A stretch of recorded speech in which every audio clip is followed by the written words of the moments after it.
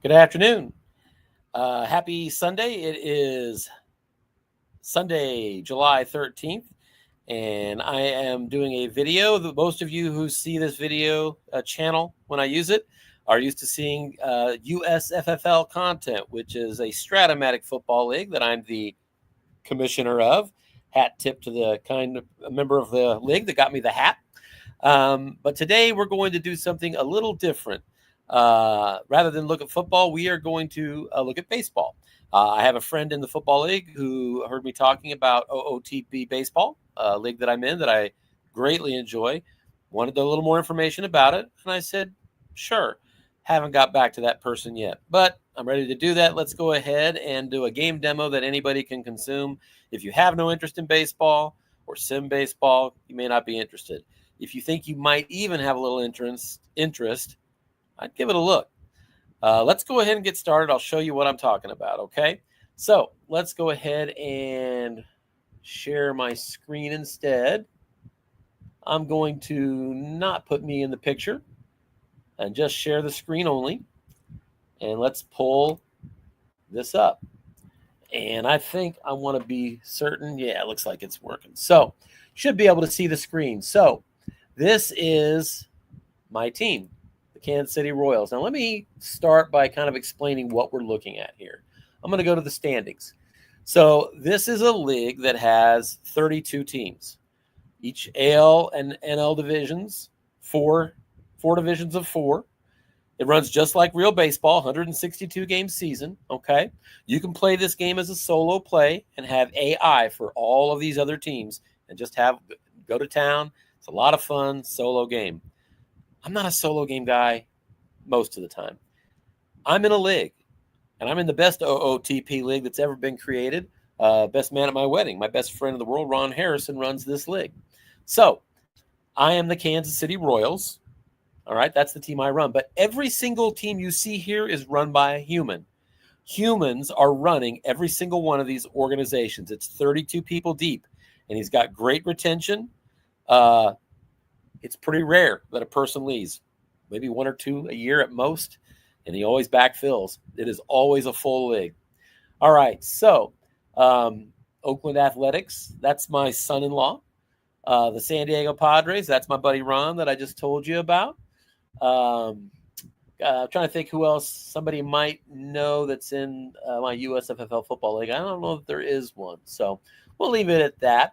Well, let's take a look here, and you can see that I'm in the AL Southern Division. We're in the middle of a season, okay? And I am tied for first place with the Texas Rangers, which is kind of fun because if you go look at my schedule, 162-game schedule, my next 4 games right here are in Texas. KC at Texas, that's coming up for me tomorrow night. I'm really stoked about that series. Got to win it. I made sure my players got the rest they needed before it. I made sure to change my pitching rotation around a little bit so that I made sure my best pitchers were going to pitch against Texas. I'm excited about this coming up tomorrow night. But anyway, let's go ahead and let's see, where should I start in showing you about this? So let's start a little bit about kind of how our league runs.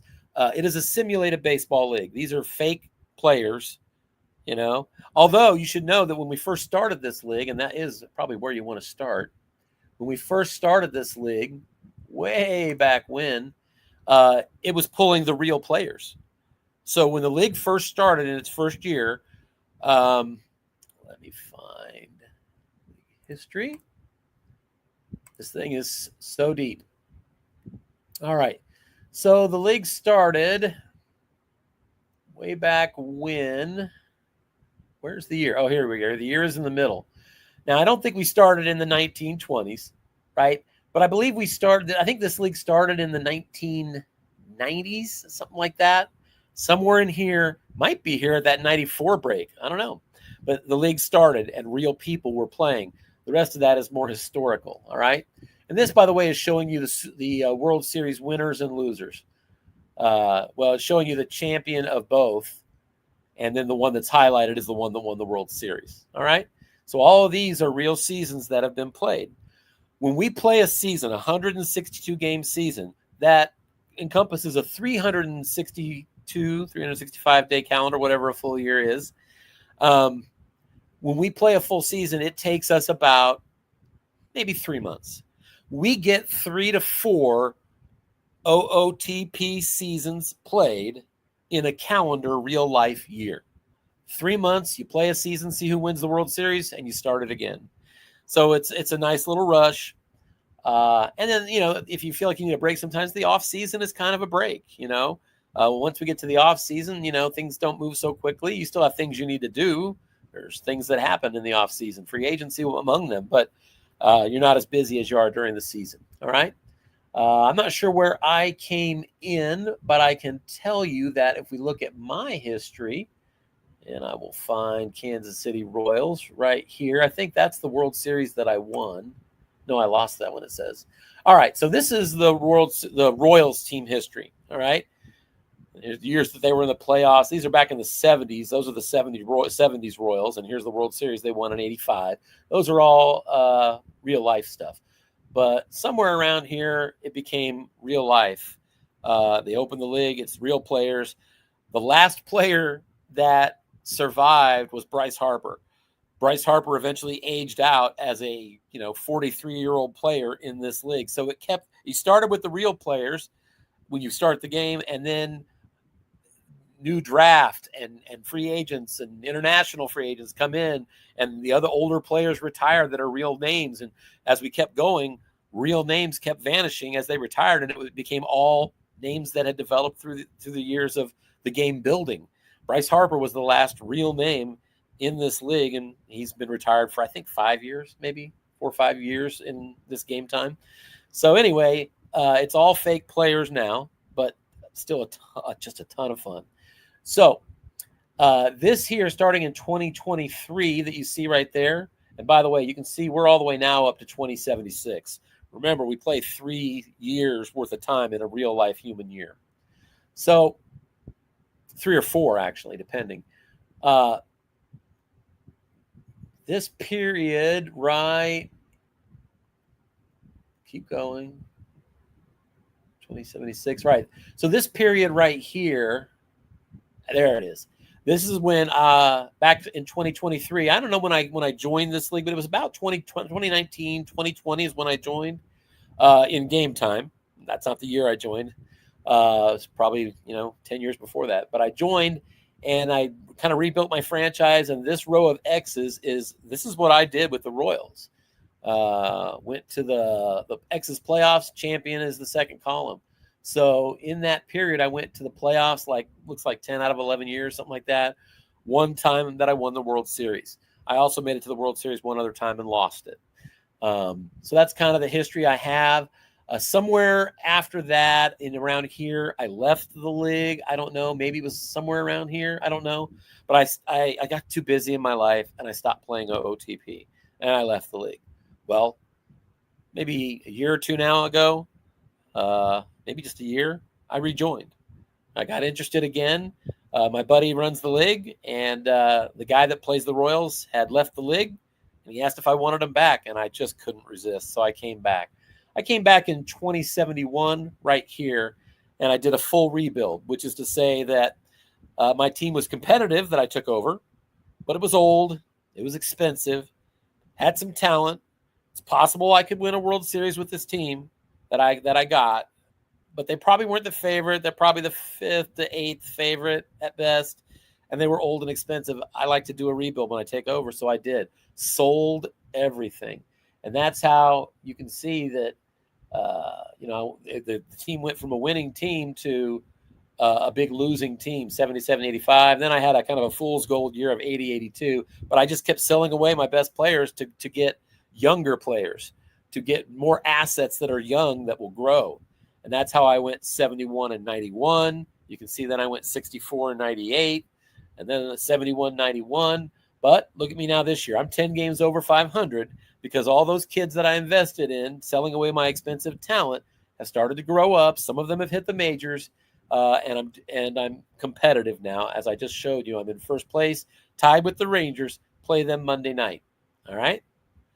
A lot of it's my pitching. 3.82 ERA. You can see that the last time we had a sub ERA was back there.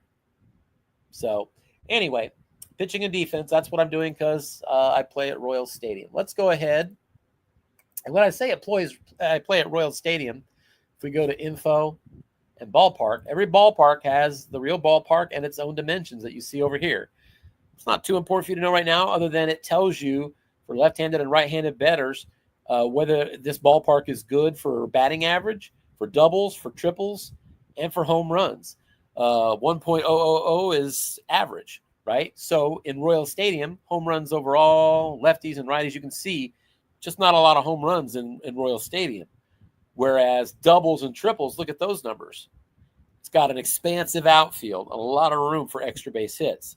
So I built my team around that. I don't have a lot of power. I have a lot of gap power. Players that are going to be plugging the gap, hitting doubles and triples, rocketing it down the line, that kind of stuff. All right? So let's go ahead and go back here. So let's I'm trying to think what next to show you. Let's show the front office. This game does have a financial engine. It's a little bit robust, but not that tough to learn. My market size above average. I have good loyalty and 69 fan interest. That fan interest is what puts butts in the seats. I'm doing real good on attendance this year because I'm winning. It's just like real life. You need to win. So if you go here, this is the history of the team. Here's the attendance history. And you can see as I did my rebuild, the attendance went down. And now this year, it's coming back up because I'm tied for first. I'm getting close to filling the stadium a lot of times. I'm doing a lot better. And that's why you can see that even though I raised my ticket price from last year, $20.75, $34 to this year, I raised it by $1, a 2.9% change. I still, with that higher price, got more season tickets. That kind of surprised me, but it means that they kind of sensed that I was looking better now. And I'm averaging almost 10,000 more butts in the seats per game, and 43%, almost 44% more revenue per game. Obviously, that feeds into my ability to buy free agents, and obviously, if you turn a profit, your owner's happy. That can help. So, money is a part of it. I still have total money available, $16 million I can spend this year. We have international free agency coming up, so I'm kind of saving some of it for that. If we go, here it is, international amateurs. We're at August 17th. You can see the date up here. As soon as we get to like September 17 or September 25 is when we can start. September 28th. There's the date. My birthday. Write that down.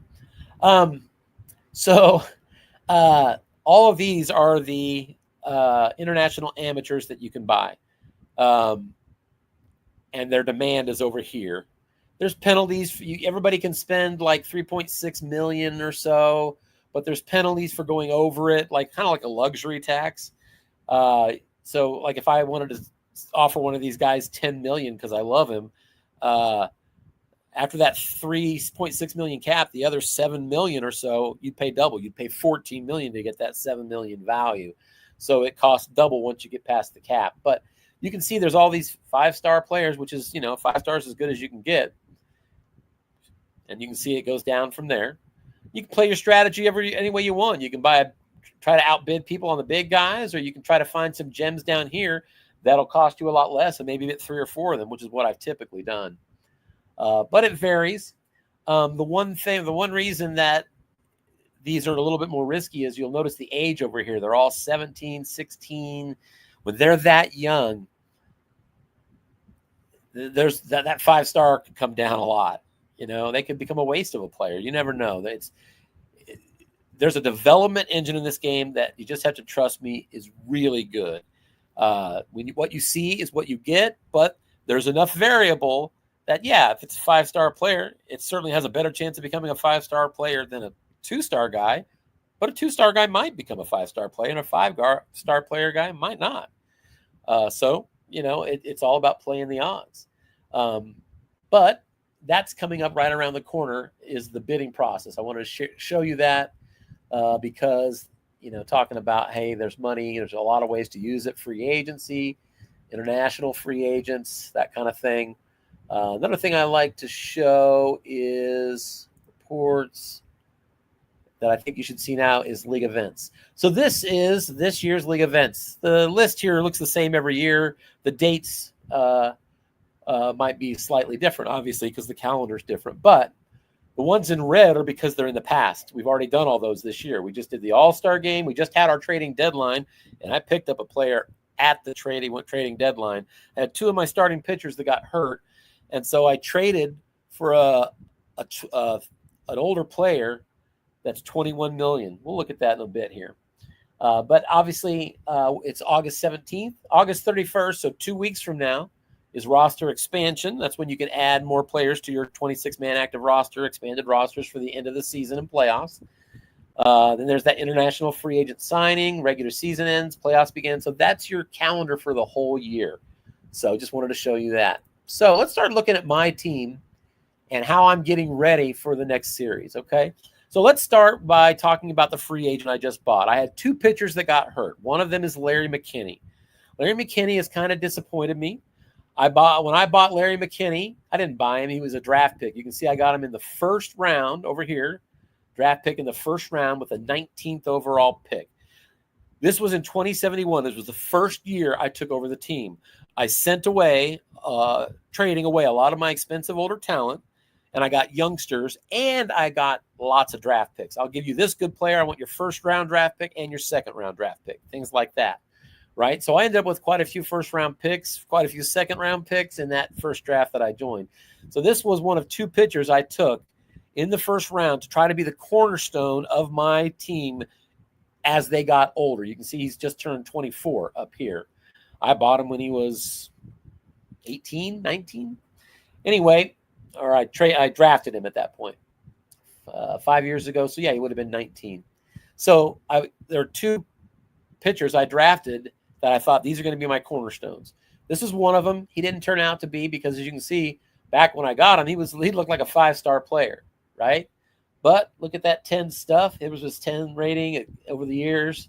It's whittled down. The one that's really bad is his control got up to 5. I was excited. 5 is okay. 4 is concerning. 3 is a problem. You know? So he's gone down. On a 5-star rating, 2.5-star player can actually still be very good sometimes. But it has its limitations. His control is 3 out of 4. Consider that a high 3. This is about development. So his stuff, for example, is 5 out of 7, which means as he continues to develop, that stuff, really, his ceiling is at a 7. Right now, he's only at a 5 stuff. All right.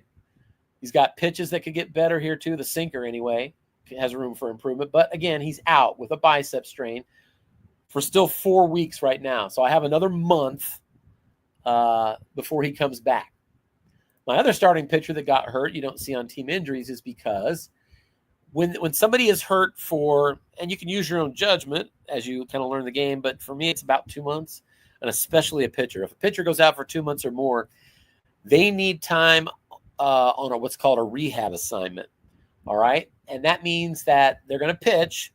They're going to pitch at the highest level of your minor leagues and get some warmed up there before you can elevate them to the pros, right? Or you should. You can elevate them whenever you want, but you risk re-injury. You risk that he's not ready, even if he doesn't re-injure. It's a little bit dicey. And if they've been out more than 2 months, I let them go down to a rehab assignment. I've got a place in my organization or in my AAA team where he's there. So here's the Omaha. Here's my farm system.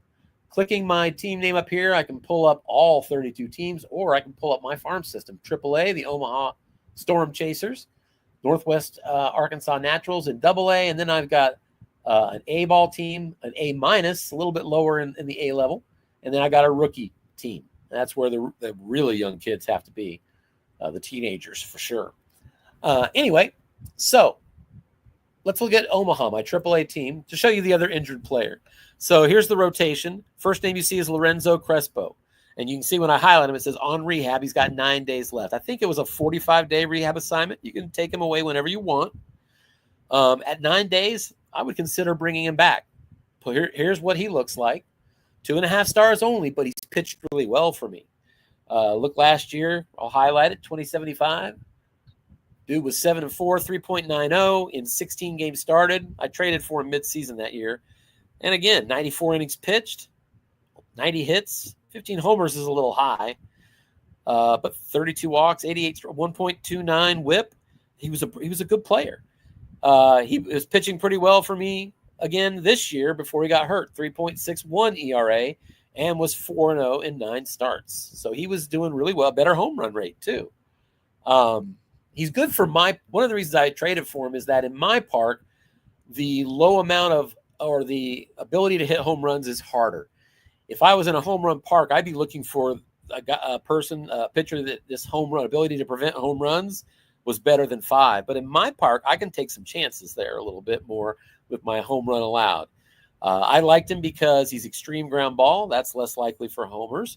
95 to 97 velocity, which means he's going to get some strikeouts, which I love. 52 innings this year, 47 strikeouts. I lead the league in strikeouts because I follow that strategy right now. And then I love his 10 stamina. He can go a long way into games before he starts getting tired. And, of course, if you're tired, he's not going to pitch as well. And I love his hold. I love the hold rating. Help the catchers out. Keep base runners close. This is a 1 out of 10 on these ratings here. Same over here, 1 out of 10. So he's got a good fastball. He's fast with his pitches. He's got 4 pitches. He's just a pretty good guy for me to put in the rotation. Also, personality class, he's a fan favorite. These items over here are important. He's got good loyalty, which means if he gets to a free agent year and you want to try to re-sign him, he might be willing to re-sign for you. He's adaptable. He's got great work ethic. I don't have to tell you that's about whether he improves from his abilities that show or maybe he doesn't. He's got good work ethic because that's in green also. And his financial ambition. He's not asking for a lot of money. It's in green because his low financial ambition. He's a fan favorite. That helps that fan interest that packs the stands. These are some of the reasons that I traded for him. All right, but he's got 9 days on rehab still, and I have to think about whether I want to bring him back up. I'm a little nervous about going back to my parent club, the Royals. Whoops, there we go. Kansas City Royals, home screen. I'm a little nervous about bringing him back when I've got the Texas series right now. 9 days left is not necessarily too early. I'm not so concerned about that. I'm concerned. Whoops, sorry, give me a second. Good gracious. That's life. Let's share screen again. What did I do? That's what I did. All right. So I'm a little nervous about having his test run coming out of rehab assignment in such a big series. Even though because of 2 starting pitchers getting hurt, I'm a little thinner at starting pitcher. I'm deciding right now whether I'm going to do that. Here's my pitching staff. Juan Villanueva has had a great year. 7-5 doesn't sound like it, of course, but he's kept me in games. 3.24 ERA, and here he is. I'm a big believer in control. 6 is okay. He's got a couple of those blue pitches. You see the stamina and the hold here, the 8 and 9. Good 95, good velocity, so he'll strike players out. And you can see that 141 innings pitched, 133 strikeouts. Doesn't walk a lot. His WHIP is 1.08, so that's really good. So he's a really good pitcher for me. One of the staples of my rotation. I showed you that first round pick that I got that was supposed to be anchoring my rotation right now, but turned out to be just kind of okay, and now he's injured. Well, the other one I got in the first round at the exact same time, he actually did develop, and this is him. Chandler Washington. He's 4 out of 5 stars. This is his first year in the majors. He was, as you can see here in 2075 at the bottom, he was in AAA last year, went 12-8, did really well, but he walked 74 people. Seemed like a lot. I to be honest with you, I played him in spring training this year. He pitched well, so I decided to go with him at the majors, but I hadn't planned on doing that yet because I didn't think my window was necessarily now yet. But I ended up giving him a shot, and he lived up to it. And one of the things that the manual says about the game, some players, when you kind of challenge them like that, they'll respond. That's what they need.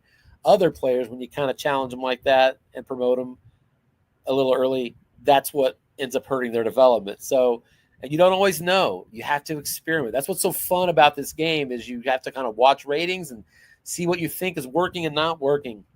The game is so deep. He's also a durable player. That's less likely for injuries. You're going to see that throughout my organization. I love durable players. I'm a big believer in avoiding injuries at all costs, because every time a player gets injured, the game increases the likelihood that they're injury prone and they're going to get more injuries. So it's a self-fulfilling prophecy. I like to go for durable, try to avoid them altogether. I do that by going with durable players when possible.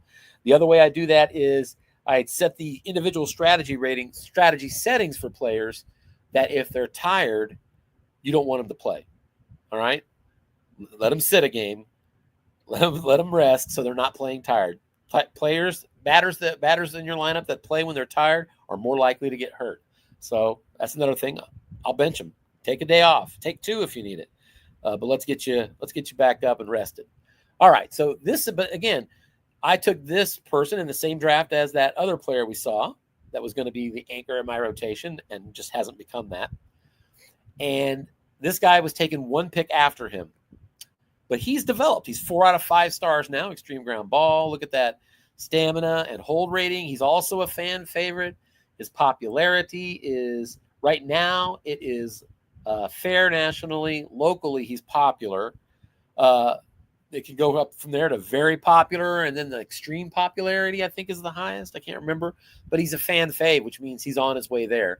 He's only played part of a season for me, and that's why he hasn't got all that popularity, but it's coming. They're excited about how he's pitching. He's still walking a little bit too many. He's on pace for 85 walks in 205 innings. I say on pace because you can see in gray here the projected, which calculates based on what he's done so far this year, what that will end up being, right? So right now he's 10-6, which is a pace for 14-8. 10-6, 3.51, 146 innings, only 113 hits. So that's because of that. He's holding off a lot of hits. That's why even with 60 walks, he still only has a 1.18 whip. 161 strikeouts, on pace for 227. Got the WAR out here. I won't go into all the stats. If you're watching this deep, you probably know a lot of these baseball stats, and you can kind of figure it out for yourself. But you can see all this blue up here for his stuff. His ability to generate strikeouts, the movement, overall talent in avoiding hard hit balls. You know what home runs allowed is, ability to prevent those. This one here, ability to limit contact on balls in play. Control, that's kind of his bugaboo. I'm hoping that rises to a 5 at some point. And, he's got a 10 cutter, which is max, a 9 sinker.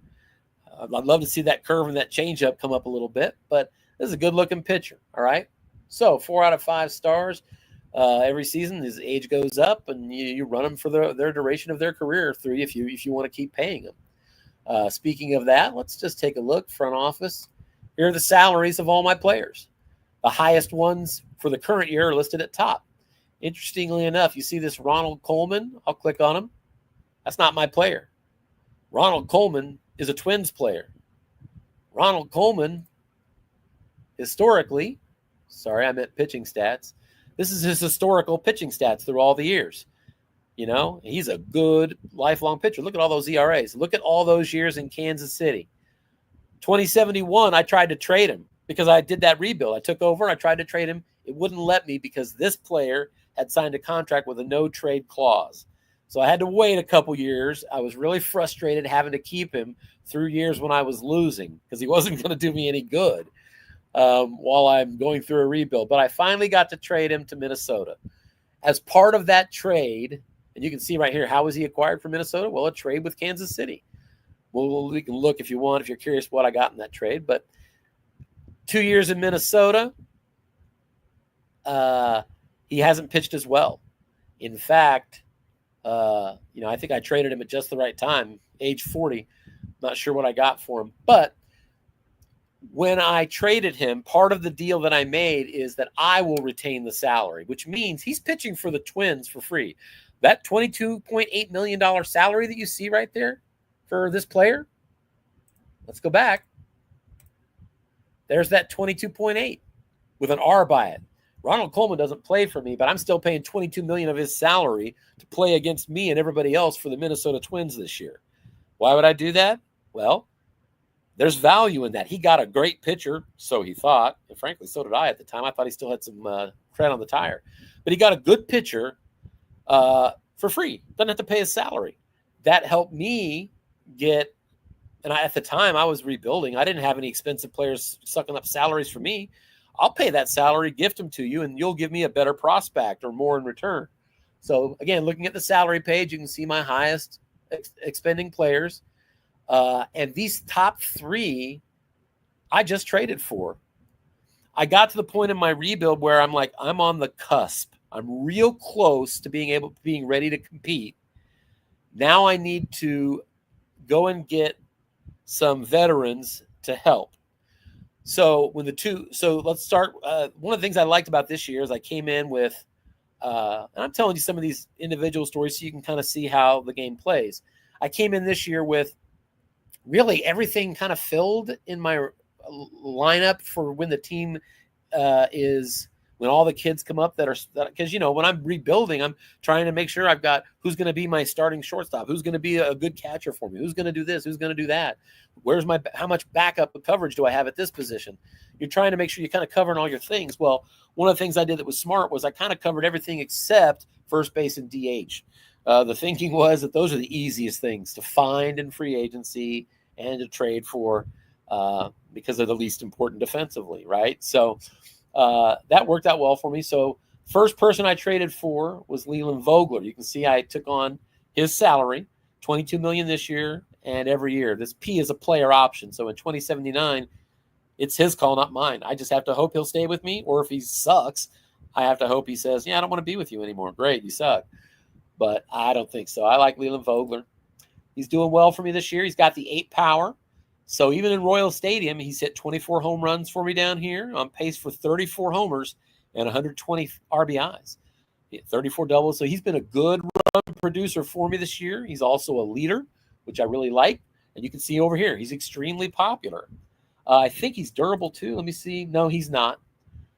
Injury proneness normal. But he had a lot. Injury proneness normal. But I remember when I traded for him, I looked at his injury history. Check it out. He's 34 years old, and even though he's not technically durable, what has he missed? He's halfway to 35 years old. 3 days here, 4 here, 1 3-week injury back 10 years ago in 2066. He has been remarkably durable despite not having a durable rating. So I factored that in when I traded for him. So he's my first baseman now. And actually, I made him my DH, even though he can play first base, just because of the way my team shook out. The other player I traded for this guy in the offseason, just before this year, to be my first baseman. Okay.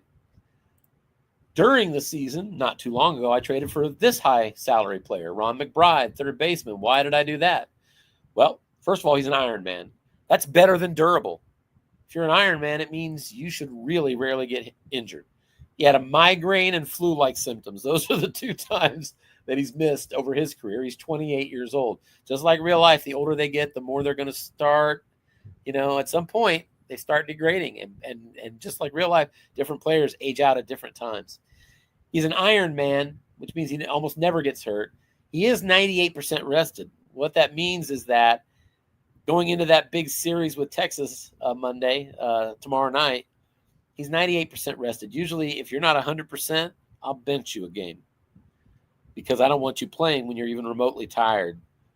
Because it's the Texas series and he's an Iron Man, I'm playing him for those 4 games against Texas that are coming up. That'll take that 98% down probably to, I would guess, could even be 60-something percent.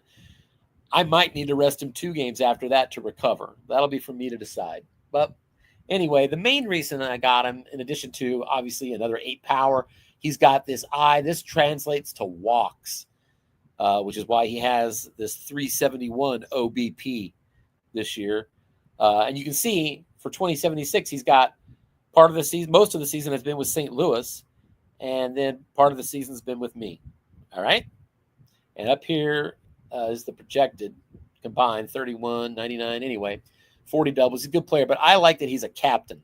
Look at all these greens. He's a good leader, good loyalty, good work ethic, not a lot of financial ambition. You don't need to pay me a ton. And I'm a team captain. Captains are really nice. Let me show you why. I go to my organization. And all this stuff is just kind of stories that help give you a flavor of why, how deep the game is. Home. There it is. Team chemistry. This is important. Let me show you first. Like if you look at my lineup, look at my players. Here's their morale. Weston Holder, great morale.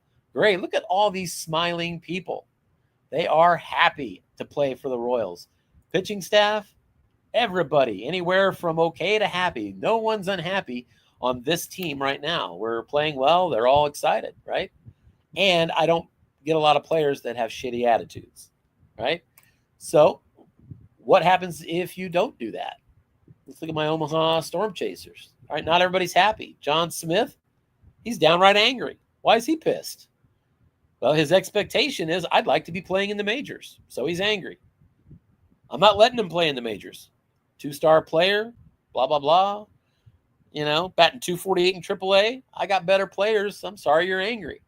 So if you win, maybe it helps. Omaha hasn't been winning a ton. They're a little over 500, I think. 57-49, but 11.5 games out. Anyway, teams that have a problem with morale, it can affect you on the field. And the way you see that is you watch team chemistry. Here's my team chemistry and cohesion. Team chemistry, you can see it's in blue. The team is ecstatic. Over here is the summary. Having a captain is a big part of that. I had a chance to trade for him when St. Louis said, all right, my team's sucking this year. I'm doing a rebuild. All my players are available. Next thing you know, people throughout the league are saying, I'd take him. What do you want? And we're outbidding with each other trying to get the players. And I went hard to get me a team captain because I know how important they are to curve problems. So, like, one of the things for Leland Vogler is he's a leader. I've got a captain. I've got three team members that are leaders at least. I don't currently have a spark plug. I do have a prankster. But outspoken, disruptive, selfish, and unmotivated, these are bad things. I don't have disruptive. I don't have unmotivated. I do have a selfish player and an outspoken player. Listen, Michael Blackburn can be as outspoken as he wants to be. More on him later. All right. So anyway, that's where I wanted to just kind of show you how team chemistry matters and why I traded for those three players. It was because, so I'm still paying that retention here on Ronald Coleman. I showed you the first baseman, Leland Vogler, and I took on his salary and all that he does for me. And I showed you Ron McBride, who is my team captain now, born to be a leader. And once I signed him, as soon as I traded for him, the very next opportunity I had, I signed him to a long contract. Had to negotiate with him here, 8 years, $229 million. Here's the year-by-year breakdown. And I saved a team option for me at the end. So when he's 35 years old, it's my choice. Not a player option on this one. It's my choice if I want to pay him $28.4 million again for another year. If I don't, you can see there's a buyout. It'll cost me half that much. Buyouts can be a variable, but that was his part of the negotiation. Telling you this game engine is so brilliant in how realistic it does everything, including player negotiations are amazingly cool. So he said, yeah, I'll give you a team option at that end, but not for the candy ass $4 million buyout. I want a $14.5 million buyout. So if you decide that I'm not playing for you that year, you're going to give me $14.5 million, and then I can still go negotiate a contract with another team. So I agreed to that. I just wanted the option. So that's where we're good. So that's kind of where we're on Ron McBride. So who's the third person I added? Well, I showed you Larry McKinney, who is currently out for a month, was supposed to be a cornerstone for my rotation on my rebuild, and it hasn't kind of worked out that way. His control is bad. And so that's one of the reasons he's struggling a little bit. But I also have that injury for the starting pitcher that is on rehab assignment. And I was a little nervous. I knew he still had time on rehab assignment. So right at the trade deadline, which was the last sim, it was 2 sims ago, in game time like 2 weeks ago, I traded for Chad Hurst. Now, the funny thing about Chad Hurst, going back to him real quick, Chad Hurst is 36 years old, cost me 21 for a 36-year-old player. That's a little old for my blood, but $21 million this year, $21 million player option next year. So at worst, I have him for I'm only stuck with him at most for 2 years if he somehow sucks, right? So I went ahead and I got him. Why did I do it? He's an Iron Man. I got 2 pitchers on the disabled list. He's going to probably stay healthy. He doesn't get hurt a lot. Here's his injury history at age 36. Has not missed a day. So Chad Hurst is going to be available to start for you year after year, game after game, as you can see here, right? The only reason you see a break in these 30s right here is because he's had 2 starts for me, and he had 20 starts for Minnesota before I just traded for him, right? How did he do in the 2 starts since I picked him up? Big variable. Here are his last 2 starts. This game log shows their last 10 games. So his debut for me, he went 1 inning, 5 hits, 3 walks, gave up 8 runs, 7 of them earned, and picked up the loss. He basically just cost the game for me. He was terrible in his debut. But then he came back last night late when I was looking at my sim. 7 innings, 7 hits, 1 walk, 6 strikeouts, 2 runs, got the win. That's what I expect of him more often than not. And listen, no matter how bad a player it is, sometimes they're going to do great. And no matter how great a player they are, sometimes they're going to suck. He had a terrible debut for me. These icons are up here, kind of cool. He won the Gold Glove as a pitcher in 2066, and he was a World Series champion with the Minnesota Twins, who traded him to me just 2 years ago in 2074. The Twins won the World Series with this guy. All right? So I got him because he's an Iron Man. He still pitches well. He still has some good pitches. He's got a 7 control. I don't like walks. And they're the 2 blues that I think I focus on more than anybody. Stamina and holding runners. Got some velocity up here. He can strike players out, right? Now, notice here, I traded for him. He doesn't have the green stuff showing that I've showing you on other players. His are orange. Orange is bad. So high financial ambition. This mofo expects to be paid. So when you're going to negotiate with him, he's going to ask for more money than you might otherwise expect. Also, his loyalty is low. You combine those, that's him saying, if you want me, you're buying me. I'm not going cheap for anybody. All right. So it's just doesn't mean he's bad. Doesn't mean you don't want to get him. It's just one of the things you factor in. You're not going to get. You just generally don't get a player that has absolutely everything you want. You just you have to decide where you want to put your value, and I'll take those.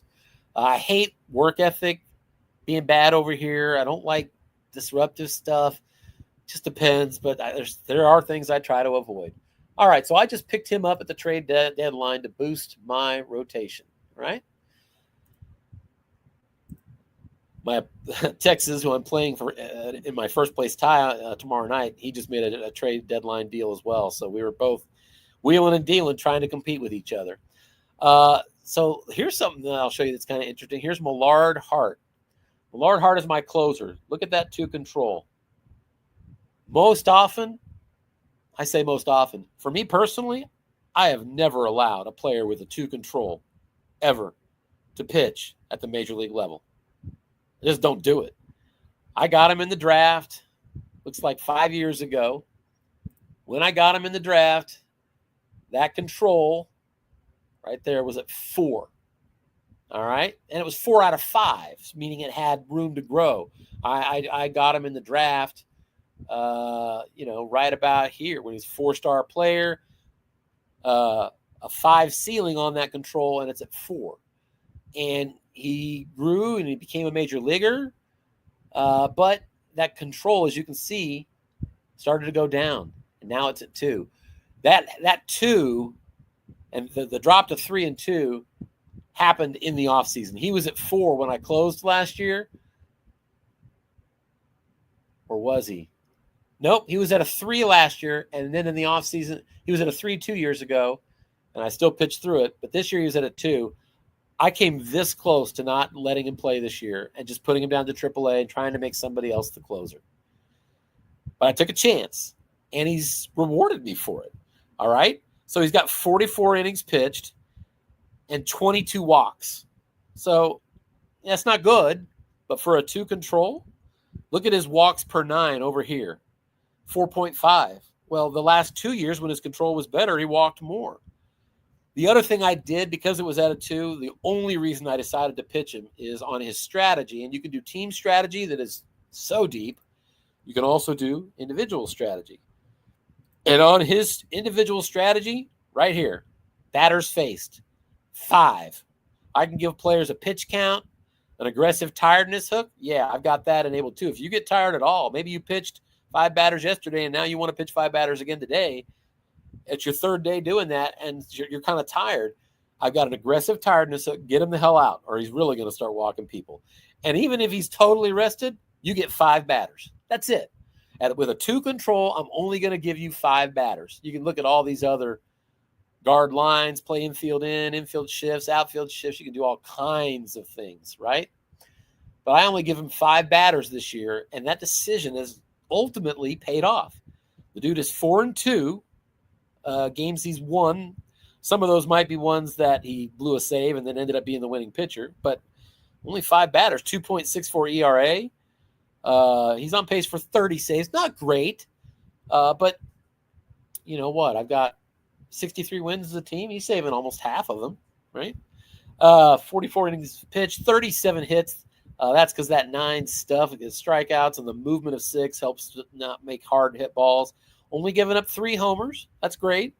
49 strikeouts. Really, it's just the 22 walks.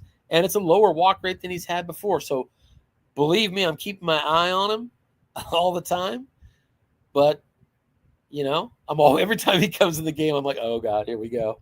Please don't walk him. Please don't walk him. I get worried he's going to walk the bases loaded. But he's done pretty well, and I just limit him to 5 batters. So that's kind of something I thought I'd show that's interesting. But let's look at what the heart of my team is. As I mentioned early on, the Royals Stadium is not good for home runs, but great for doubles and triples. Huge outfield, a lot of space to cover out there. So one of the things I started targeting a few years ago is I need to make sure that I am building around outfield and especially outfield defense. I need to make sure that I am covering the outfield defensively. And when doing so, I want to make sure I get that gap rating. I still want players that are good with the gap rating is what gives you the extra base hits. So when I was rebuilding and the worst team in the league, I used that, right? Here's Michael Blackburn, 2074. That's 2 years ago. I took him with the first overall pick in the draft. Draft comes out, you see profiles, a full profile like this, just like this, for like 560 players. And you can sort them in a number of different ways to whittle down to what you do and don't want to put on a draft list or whatever, or want to draft. But I think I was scheduled to pick 4th this year, and I gave quite a bit up to the team that had the first overall pick to swap places with him because I knew I wanted this player. So to move up from like the 4th pick to that top overall pick, where is it? Where's the trade? Why does it not show the trade?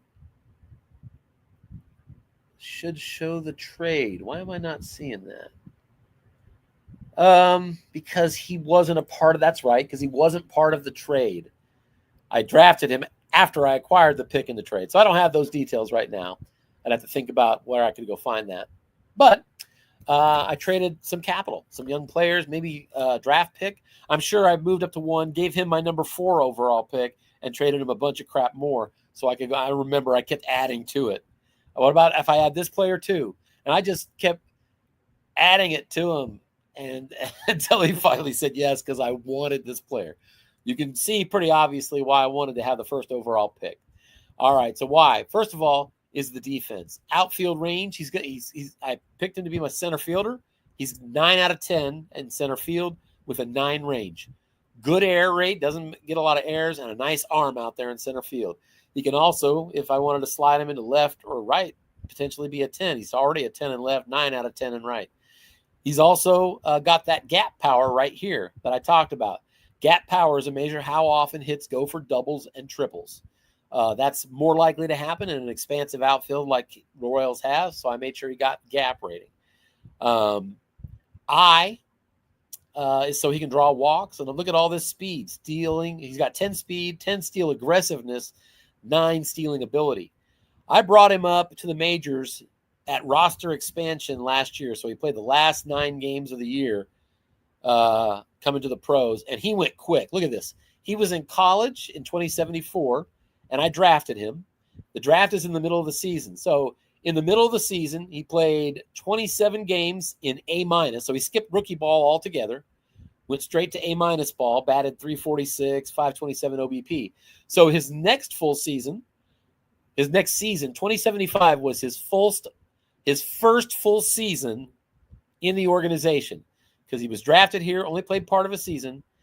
This was going to be his first full year in my organization. And in that year, he did enough. You can see he hit 258, 310, that I took a chance and sent him up.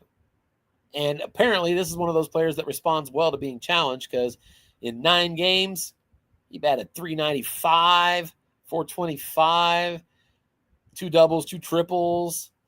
You know, he was pretty damn good. So that gave me the confidence that I was going to play him again this year. This year, he came out like gangbusters. The first 2 weeks of the season, he had like 5 homers, which is not who he is. He was hitting like crazy. Middle of the season, he started slumping. At one point, his average this year got down to 229. That was its lowest, but I still played him because the defense, the speed, even though that average is bad, the walks, you know. Eventually, he worked his way out of that slump, and look at him now. 103 games in this year, he's batting 291, 373 OBP. He's already got 40 doubles. So he's on pace right now to go for 56 doubles, 4 triples, and 10 homers this year, and steal 44 bases, being caught 8 times. He also is on pace to strike out 7 times less than he walks. He's on pace for 82 walks and 75 strikeouts. This is the guy that I used to be the cornerstone of my organization, right? And he's already at the pros. This year, that thing right there, he was an all-star in his first year in the majors. Other than that, of course, 9 games down here. He was in the all-star game we played this year. And you're going to see another emblem up here at the end of the year, because he's about to win the Gold Glove for center field. He's also 97% rested and durable, just like my team captain. I tried to work it so that nobody would be tired going into this Texas series. I'm disappointed that a couple players do need some rest. But just like my third baseman, I'm probably going to play him those 4 games versus Texas and then let him sit. I got to beat Texas. Those games are so important. All right, so he's 4 out of 5. I'm still hoping that contact gets to 10 out of 9. I guarantee if he doesn't get over by 300 this year, he's going to be a 300 hitter most every year that follows. Maybe compete for batting titles. I don't know. We'll see. But this is the cornerstone. But again, I wanted to build in the outfield across the board. So I tried to get 2 more outfielders. All right. Who did I get? Well, one of them I traded for Nathan Belcher. Traded for him last year, middle of the season with Oakland. And that one I can see the trade details. I think you can just click on it right here. Trade. I just don't like looking at it that way. It's harder to see. Let's go back. Go here. What did I trade for Belcher? So Belcher was traded to me along with this relief pitcher that I since got rid of. It's not why I got him. He wanted to get rid of the salary for that pitcher, so I took him. That's right. And I gave him 3 players: David Harris, Tony Cardenas, and Tommy Gardner. Cardenas was a throw-in, one stamina. He's retired now. He was just a reliever, a nice lefty situational pitcher for short term.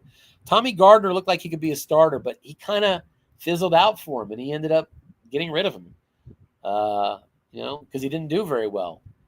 And,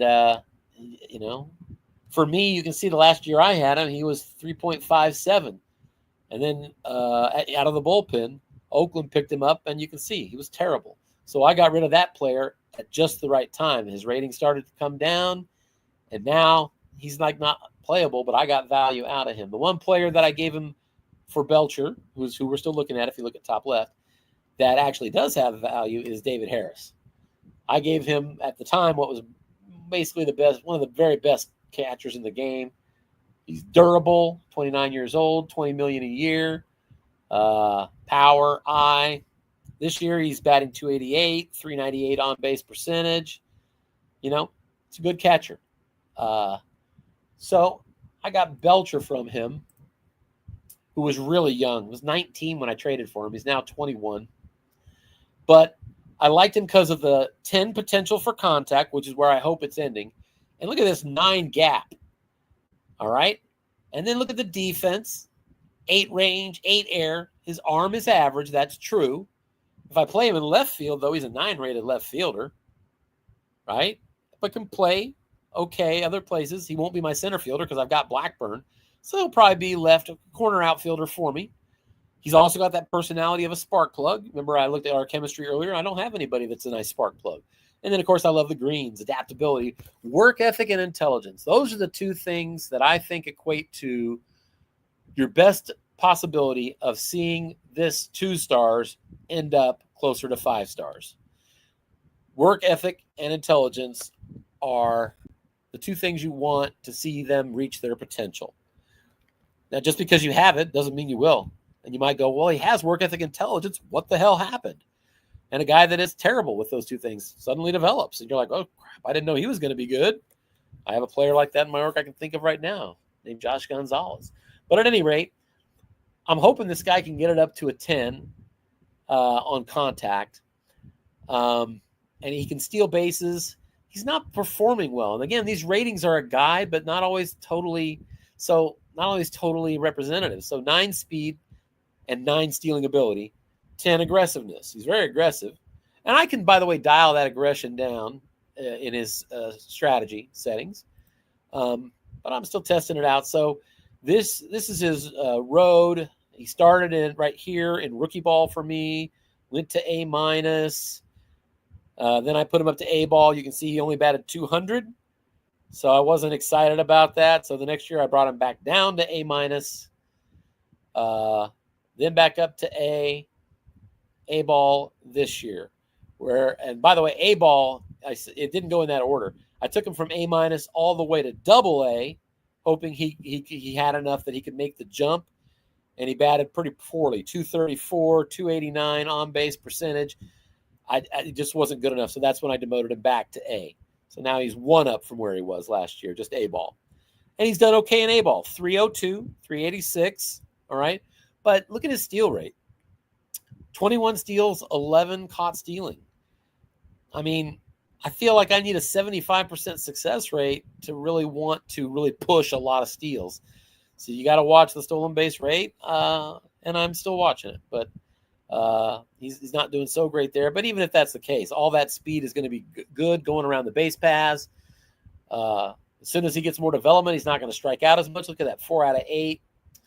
When you have young, important players like this, when they're in spring training, you've also got the ability to focus on individual players. All right. So, for example, right here, you can see in 2074, I tried to complete we have this training complex, and I tried to complete training to improve his plate discipline. And he successfully completed training to improve his plate discipline.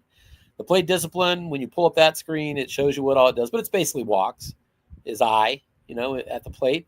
And so that helped get his eye better. You can see here he was named the 81st prospect overall, the 75th. Right now, I think he's the 13th maybe or 14th. Here's the trade, but I show you that we improved his plate discipline, but sometimes it goes the other way. Here, I tried to improve his base stealing technique, probably as a result of he's not performing as well as I'd like. And it says it detrimentally completed his training to improve his base stealing. So that didn't help. And then down here, the next year I used him again, successfully completed his plate discipline. So he has twice improved his plate discipline. That's me trying to get his eye. I don't know if it was at 2 of 5. When you get those bonuses, and you can only put 10 people in that training complex every year. So that's why you're seeing me put it on a 5-star player. Put it on a player you're pretty confident is going to make it to the majors, right? Take a quick drink here.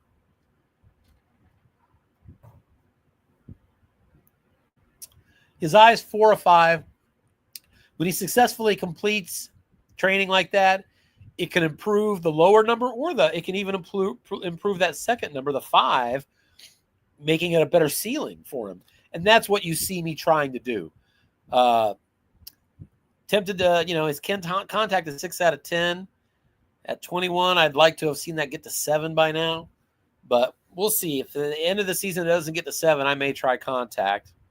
But anyway, just wanted to give you a flavor for that. So you already saw Michael Blackburn. This is Nathan Belcher. Blackburn's that first overall pick that's going to be already in my center fielder position. Nathan Belcher is currently in A-ball, although he played a little bit in Double-A this year. I don't expect him to be Major League ready next season, but he will be the next year, I would think, is my hope. 2 years from now, he should be in the majors, anchoring the best outfield in the business. Right now, he's a 5-star player, the number 14 prospect overall in the league. All right? Managers love Belcher. There's no quit in him, blah, blah, blah. So picture Blackburn, who you saw, and Belcher in the outfield. Who's my third outfielder? Well, it's the guy that I used to draft just this last year, my first-round pick in the most recent draft, which is Kevin Osborne. Osborne is the 34th overall prospect in the league. His contact has gone down. When I drafted him, he was 4 out of 8. So the ceiling has come down. He's now 5 out of 7. 7 contact is still very good.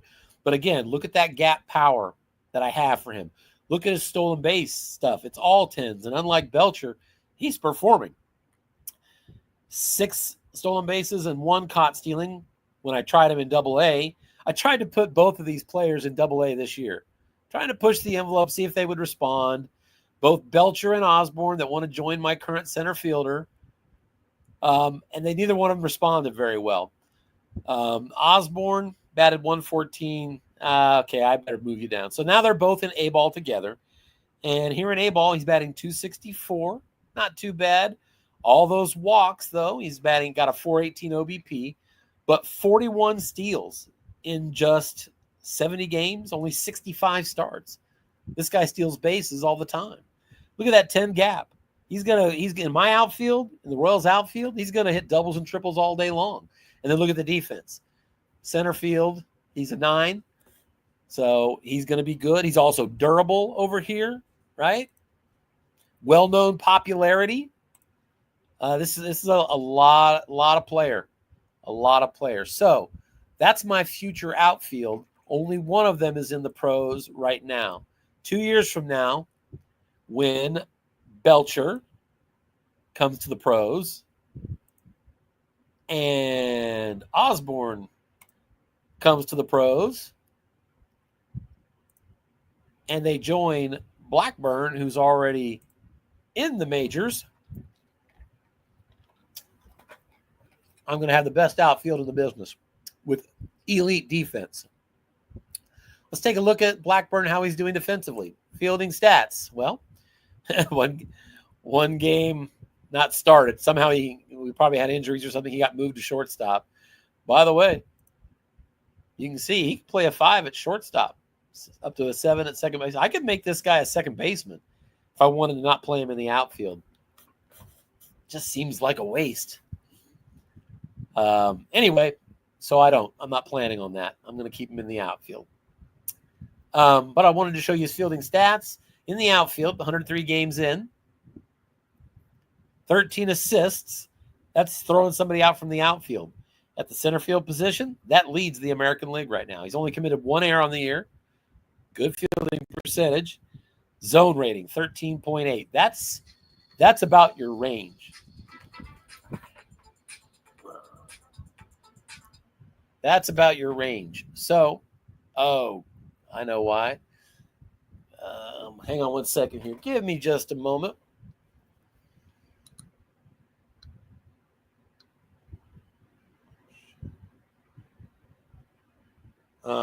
Snap, I missed that. Give me just a moment, everybody.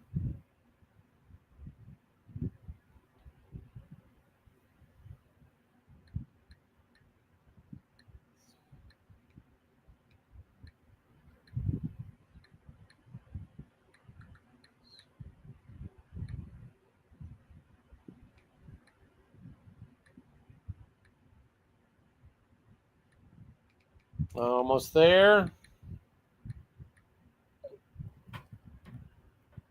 Okay. So we looked at his fielding stats. Well, how does that compare around the league? Let's go look at the statistics. Again, this is the season I'm in right now. We're leagues combined. Let's get it down to just the American League because that's where you're going to win or lose a Gold Glove. This is still hitters. All hitters. I want to go to. We're looking at center field, and we're looking at fielding leaders. All right. So this is the center field defense in the league. Fielding percentage. There's some guys that haven't committed an error, so they still have 1,000. What am I? Why does it? It's not center field. There it is, center field. All right. So Michael Blackburn is my stud. 997 field percentage because he has the one error. That's still pretty competitive, as you can see. Only 2 people better than that. Total chances. Errors, he's not listed. He only has 1. Assists, 13. That's 2 more times throwing people out from the outfield than any other player in the American League in center. Putouts, double plays, game started. None of those are that important. Innings played. Range, top 4 in his outfield range. All right, but his zone rating, how well he covers that range, how well he's doing out there. ZR is very important. He leads the league there. Defensive efficiency, he leads the league there. He is well on his way to winning the Gold Glove, which, by the way, all 32 human coaches vote on these awards. They'll look at the stats of all the center fielders, and it'll be voted by our peers. So it's kind of cool. Anyway, he's on his way to the Gold Glove. So I'm just kind of giving you a little more flavor. If we look at team stats, this shows first in my division. I'm second place in the wild card race, which I could show up, but I won't.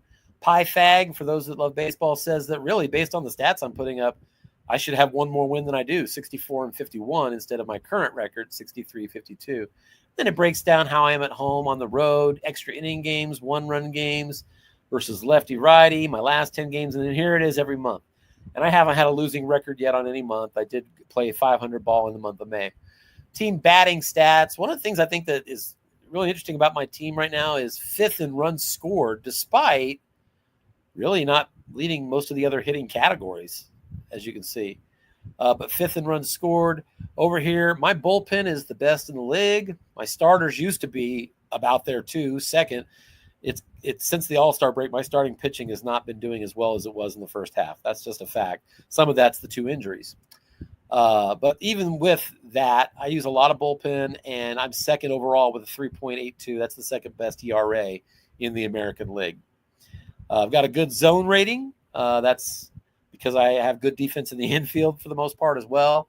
And I throw the most strikeouts as a pitching staff. I love strikeouts because also second fewest home runs allowed. Of course, part of that's Royal Stadium. But anyway, it just gives you a flavor kind of how the game works. Now, let me close with 2 things.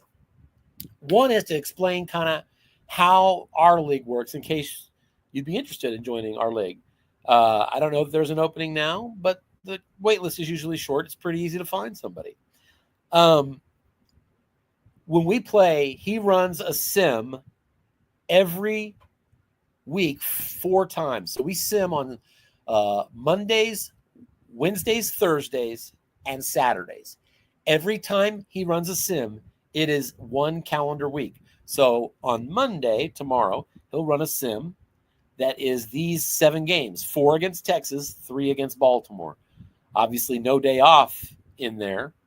And that's part of why I really wanted my people rested coming into that big series. But it shows you the scope. So in 1 week, Monday we'll play the Texas-Baltimore series. Tuesday, he's going to play another week, run another week, and it's Philadelphia and Arizona for me. And then we'll go to September. And Thursday, we'd play Toronto. I'd be playing Toronto and Cleveland.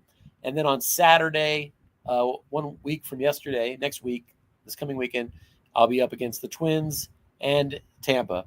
Boy, that's a lot of road games. Anyway, so that's how you get through a season pretty fast. You'll run a month of a calendar off in like a week, right? So what happens with a sim? Well, we just did a sim last night, This is how my game looks after that sim. You can see last night, I lost my opener to Boston. I was really disappointed on that 4-5, but I came and won 2 out of 3 by winning the next 2. Same thing happened when I went on the road to Yankee Stadium. And I lost the opener, but won the next 2 games. That, in combining with what Texas did that week, Texas and I are now tied going into this 4-gamer. All right? So when he runs a sim, he ran that sim with those 7 games I showed you. This is how it left me. There will be another sim tomorrow night. It's the big sim. I now get to set any changes that I want before that sim runs. What do I want to do? So, for example, we talked about in AAA, I've got one of that other starter who's on rehab assignment. I could pull him out, or I can leave. He still has 9 days rehab time left, or I can give him one more shot at the AAA level. And he's been doing good, by the way. Took him a little bit, but his AAA starts began right here where it says NAS against Nashville. So these are his 4 starts. These first 4 listed are his 4 starts. First one, 7 1/3, 8 hits, right? Then look at that, 8 2/3. I'm like, oh, he looks like he's ready. 4 walks, but only 3 hits. Then he gave up 9 hits, 5 runs, only 1 strikeout. He did get the win, but I was like, it's a lot of hits, a lot of runs. But then last night when he pitched, pretty good. 4 hits only, 2 walks, 13 strikeouts. Honest to God, I think he's ready.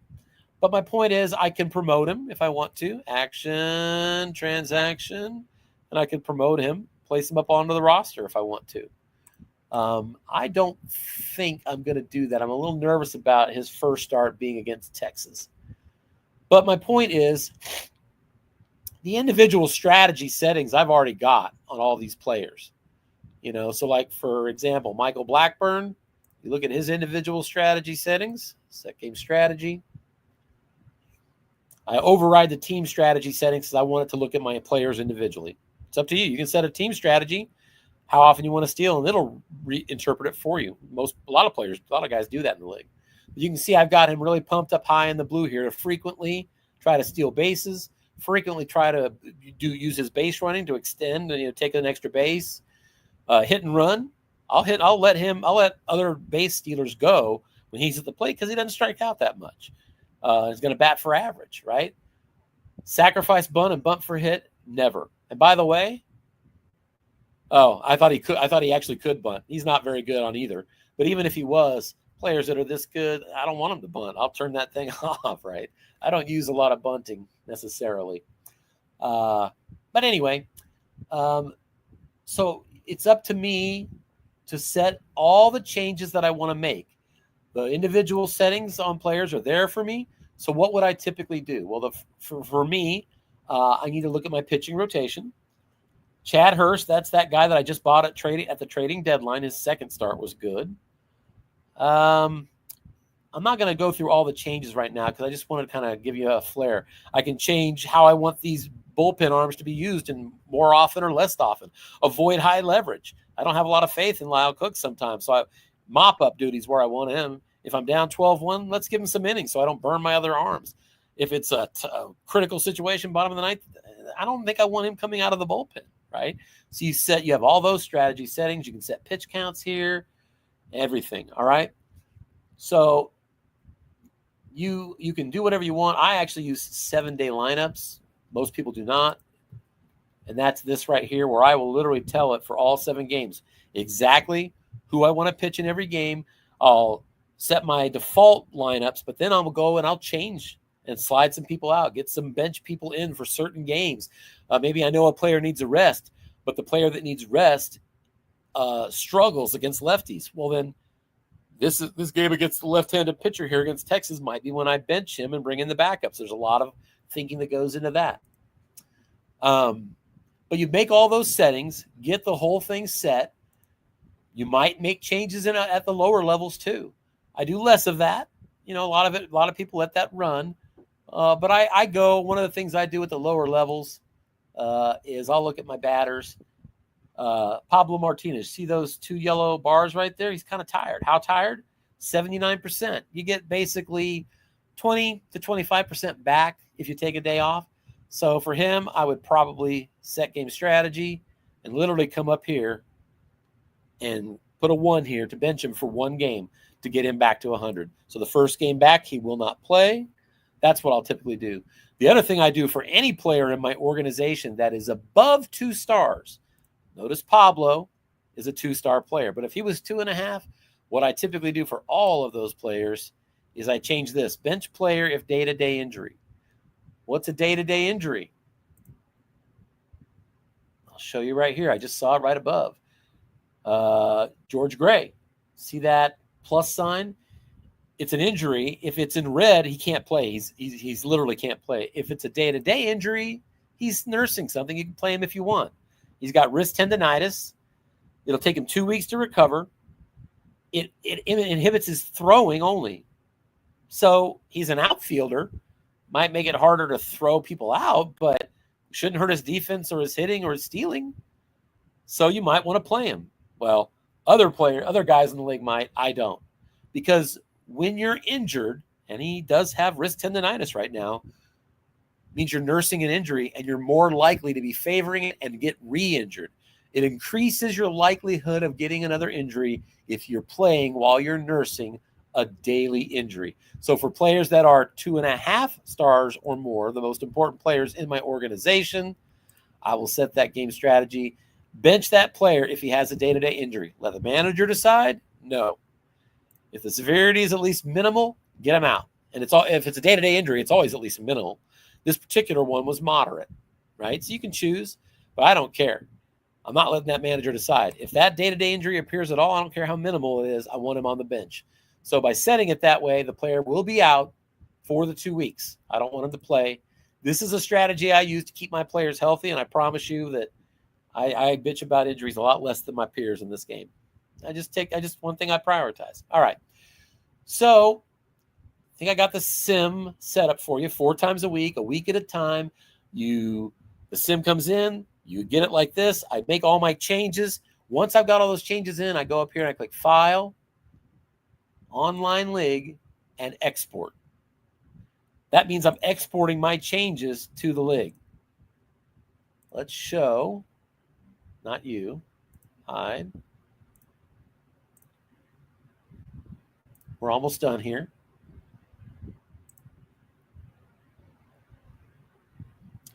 So this is a related site. Tracks a lot of things in the league. This is where we vote for all the different things like All-Star Game, Gold Glove, MVP. Everything gets voted here by all the coaches. Also, there's an export tracker. So going into the next sim, green check mark means that person has exported. Red X, they haven't yet exported. I'm going to go ahead and export my changes right now, even though I haven't made them. File, Online, Export. So if I had just saved all my changes, your team was exported and the file's been uploaded. So now I can go back to the website and refresh this same page, and you can see now a green check mark by me. I've now exported for the sim. Tomorrow night I don't have to touch anything, except I do because I just exported to show it to you. I still need to make all my changes. And the reality is I can keep making changes and export as many times as I want to. So I'll just come back out here and export the real changes when the time comes. But that's basically it. You export the changes. He'll run the sim. And once he runs the sim, then you can go and you can look at your results. And for 95% of the people in the league, it literally is that simple. Ron will let you know the sim comes in. And by the way, he runs a live sim that you can kind of watch how the games are going in the 15 minutes it takes him to run the sim. Or you can just wait for it to be finished and look at it. Online league, here's where you download the league file. There's not a new league file, so I'm not going to bother to download, but that's where I would download it once he was done. And that would pull in all these numbers would change and everything. And because the sim came in 7 games or 6 games, whatever got played. When they come in, you can go look at your scores. You can say, all right, how'd I do? And, oh, this is how I did. Look at that. And I can go look at the standings. So now where does that put me? How do my opponents do? Oh, I gained a game. You can kind of look at all that, right? I'm one of, I think, 2 coaches for sure in the league. There might be 1 more or 2 more. very few of us that I like to use a functionality called the game replay. You don't have to do this. It's a bigger time investment. For me, it's kind of fun. But when the sim came in for me last night, here's what I did. PBL, scores. And notice up here, it says hide scores. I have it checked. That's so I can't, as I change the date, if I want to look at yesterday game, today's the 17th. So if I wanted to look at August 14th, I can see the games, but I can't see the score. If you unhide this, there you go. You can go and check out the box score of every game, all that stuff, right? I hide the scores. Why do I hide them? So that when the sim comes in, I can come here and say, let me look at my games one at a time and actually watch the game. So my game, I'll show you the last game I played last night, and we won't watch the game because it takes too long. Watch replay, Kansas City at the Yankees. You got a lot of settings. Do you let this appear however you like to have it appear? What you're about to see is how I like to have it appear. Now, again, you can download the sim, and seconds later, you can be done. In 30 minutes, a lot of people will look at their outcome. Oh, here's how I did. Okay, let me get set for the next sim. 30 minutes later, they're done. And that's all you have to do, right? Make your settings, export the changes, wait for the next sim. This is something I do because I enjoy it. Nobody has to do it. And I'm literally last night when the sim came in watching this game, the 6th game of the night. I watched all 6 one at a time, and I can go at bat for at bat. So I'm going to show you just a tad, right? So you can see my lineup over here. That fire means that Michael Blackburn, and we've talked about him, my new center fielder, going to win the Gold Glove, cornerstone. He's hot. Remember I told you he got his average down to 229. Then all of a sudden now it's back up to 290. That's because he's been hitting. This guy's always cold. This guy's always cold. He's not a very good hitter. He's a catcher there for his defense. My opponent had a couple players that were hot at the heart of his order in that game as well. Anyway, so I will watch my game one batter at a time. If you want, I can click here and watch it a half inning at a time. Let me go ahead and let's just kind of show you. Michael Blackburn's up. Hello, baseball fans. Gives you the narrative up top. It's like a play-by-play. I look up sometimes, but, a lot of what's said there isn't necessarily needed. This guy comes to the mound, tells you he's got a 4.0, 9 ERA, he's 3-2. Here's Michael Blackburn. Ground past the third baseman. Down the line it goes. Blackburn's got all that speed. He's going to get a double out of that. On the left side, he couldn't stretch it to a triple. He's got himself a double. So he led off the game with a double. And you can see on the play-by-play, gets to the fence, blah, blah, blah. That double gives Blackburn, that's what gave him his 40th double of the year. We're still in August. Got to like that. All right. Let's go ahead and get the flavor of the rest of this half inning, and then I'll show you how the game ended. Up comes Jack Law. He has 37 doubles on the year because there he goes, but he lines at the guys there. So this is a way, you're not playing anything here. It's called a replay for a reason. Most people would look at this as a waste of time. I'm just showing it to you because I happen to love watching it. I sit on the edge of my seat enjoying these replays happen without knowing the score. All right, so now 1 out. Blackburn's at second. Here's Weston Holder. He walks and strikeouts a lot. Ground ball up the middle. Does it get through? It does. Diving stop can't get it. Blackburn should make the turn and come home. He's got enough speed, and he's safe. Royals are up 1-0. This season, Weston Holder has knocked in 59 runs. KC goes up 1-0. All right. So he's at second now, 1 out. Here's Ron McBride, team captain, third baseman. 2-2 pitch. I can see that up here. You see the balls and strikes? Lined out to center, dive, and he makes the catch. Robs me of a hit. And yes, I'm sure that is a player either everybody could dive and catch, or that's only because he's got a lot of speed and ability out there for his center fielder. I bet he has speed and ability. I know mine does. Center field's important. So now 2 outs, and up comes Jose Huerta. All right? Balls and strikes are at 0. He's up. And by the way, it doesn't show you every pitch. It kind of shows you every at-bat. So once I click continue, I'll see what the count is. Continue. Still, what did we have? A stolen base. Yep, slider. He took it for a strike. but Michael Blackburn stole the base. Oh, I'm sorry, I said Blackburn. He already scored on Holder's double. Holder stole the base. He's stolen 35 bases in 38 attempts. See, so it's kind of fun. You get to see the season happen one play at a time this way. Now he's at third, but there's 2 outs, and it's a 1-2 pitch to to Jose Huerta. Here it comes. Lined out to center, but center fielder has time, makes the catch, inning over. Royals get 2 hits, 1 run, 1 man left. We head to the bottom of the first, 1-0 Kansas City. That's how my old announcer for the Royals used to say it when I was a listener as a kid. Anyway, so hit any key to continue. And so now the Yankees are up in the bottom of the 9th, and you can see my defense out there. All right. I'm going to literally fast forward half inning at a time, or here's what I want to do. Let's take it to the 8th inning. Okay. We're in a 2-2 tie. This is how it ended last night. At this point, I had 3 wins and 2 losses, so I was either going to have an even 3-3 sim, and I was going to be 1 game behind Texas, or I could win this game, have a 4-2 sim, and be tied with Texas. That's what was at stake as I was watching this late last night, 2-2. Half inning, we'll watch Kansas City, and you can see 0. I clicked half inning. You didn't see all my batters. So now I'm pitching for the bottom of the 8th. And again, I'm going to just let it run for a half inning. Nobody scored. So we went to the 9th, and I'm watching this game live last night. I could see the scores, but I chose not to. I don't know if I'm going to win or lose this game to tie up with Texas. So we're now ready for Vogler to bat. Vogler and Beck and Blackburn are the 3 coming up. So let's run it. What did Blackburn do?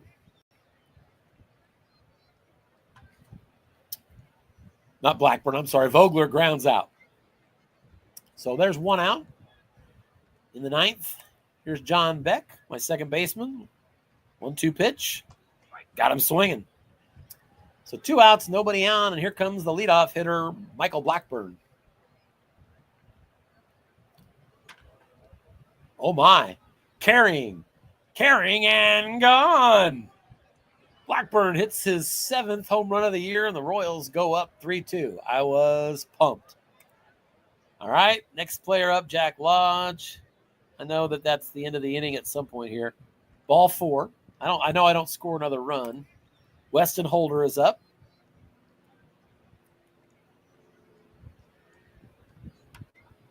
Popped up on the infield, pitcher and the first baseman. It's the first baseman who chooses to make the catch. Into the inning, we go to the bottom of the 9th, 3-2. So I'm trying to get this game closed out, and that means Millard Hart's taking the mound, my closer. Now, again, if you look at that box that pops up when I drag mouse over him, you see that CON for control? It's a 2. This is the guy we talked about. He's got a 2 control. I was scared to play him this year. I only let him have 5 batters, and then you're out. All right? And I got scared because I looked up. Sure enough, what do we see? 3-ball count. So he's got Rodriguez up here that you can see over here, and I'm already 3-0 to him. 8 out of 10 times at least, if it's a 3-0 count, they'll take, and you end up getting a walk. Let's see. Entering game, my closer, Millard Hart. Here's his first of a max 5 batters. And sure enough, a 98-mile-an-hour fastball goes inside. Ball 4. Tying run is on the bases. When I play Millard Hart, every time I'm always looking up here first to see if it's a 3-ball count, because that's what I'm always scared of. So actually a 1-strike count.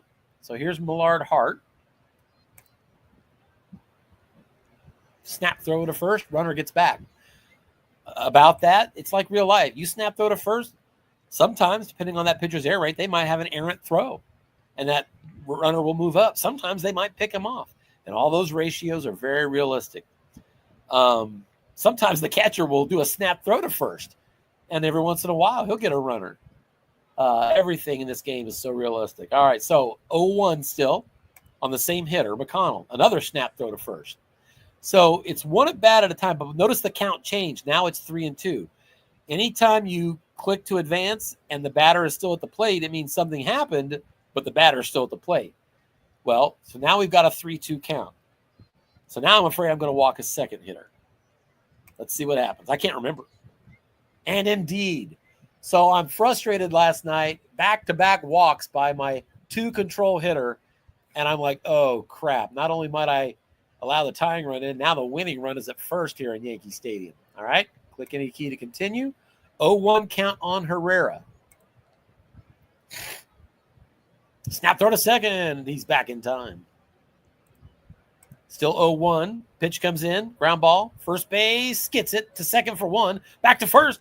He got the double play. So that's a big break. Shortstop, the 9-hitter Tony Aponte is up. He's got the tying run still at third, though. I'm 1 out away. Here we go. Popped him up. On the infield. Second baseman has it to retire the side. Royals win at 3-2 and tie Texas. Both teams 11 games over 500 as they will get prepared to meet Monday night for a 4-game series. So anyway, that gives you a little flavor of how those games go to watch. It takes me about 10, 15 minutes to watch a whole game is all. So, it might take me an hour and a half sometimes. An hour and 15 minutes usually to watch a whole sim. But I do it because I love it. I don't know what to tell you. For me, if I can make time, and I watch almost every game all season long, even when I was a losing team. But then you can exit. The scores aren't shown, so I could not have them exposed, but I can watch the replay, which is what we just did. You can do a highlight reel, which is basically a condensed replay to just run you through. You have no control. You just watch the replay, and it shows you the biggest plays of the game in chronological order, and you see the score change. It's a fast way to do a replay. I like to see what all my players are doing in every at-bat. Or you can do the box score. So here's the box score as it would appear from that game. Royals sneak by Yankees, gives you a score. Look at all the detail.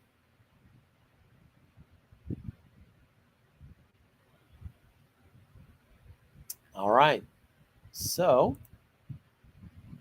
let's back out. Trading is fun because you're trading with real humans and you have so many assets at your disposal. The last thing I'll say, this Chad Hurst that I traded for at the trade deadline, check it out. Chad Hurst was a Kansas City Royal pitcher. When I came back in the league, he was a Royal. I came in 2071 after the 2070 season.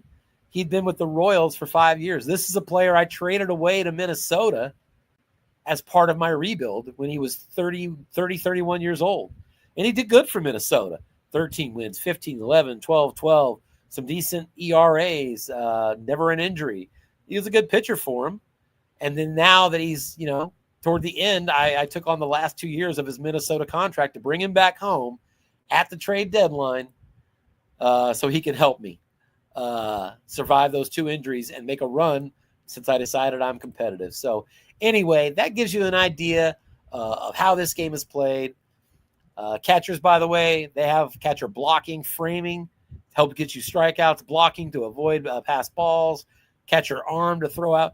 Every time you're trying to throw somebody out on the bases, they're looking at the catcher arm, and they're looking at that pitcher hold rating we looked at.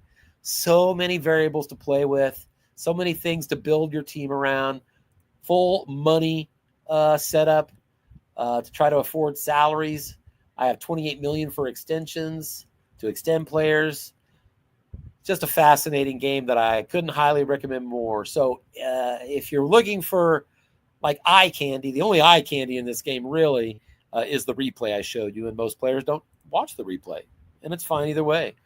But if you like just baseball and depth and all of that stuff, this is a game that's for you, and I couldn't recommend it any more highly. So if anybody saw this and is interested, thinks they might want to play this game sometime, or whether it's by themselves. And by the way, as far as cost, I like to address that too. When you buy the game, it's either like $20 or $50, depending on what you're buying when. They come out with a new version every single year, but in our league, you don't have to spend $50 every year. We only upgrade. So like you could buy the 2025 version, this year's version, and if your league doesn't upgrade to the next version, you could run that version forever and never pay another dime. It's a one-time cost. We tend to upgrade the game every 2 or 3 years, right? So maybe and really I say 2, it's probably more like 3 or 4. But every once in a while we'll upgrade the game, and you'll either have to spend 20 or you'll have to spend 50 depending on when we upgraded. They have discounts that sometimes cut it to $20. So No regular ongoing cost. It's all free. We've got a commissioner that runs everything brilliantly. This is one of the more fun games I've ever played. It's actually the second OOTP league I've been a part of. So if it's ever something that you're interested in, hit me up, Tim Irvin, and I will see if you are interested in being in our league or just want to be interested in how to buy it and play it on your own. Learn a little bit about yourself. That, my friends, is the OOTP demo. You have a good night.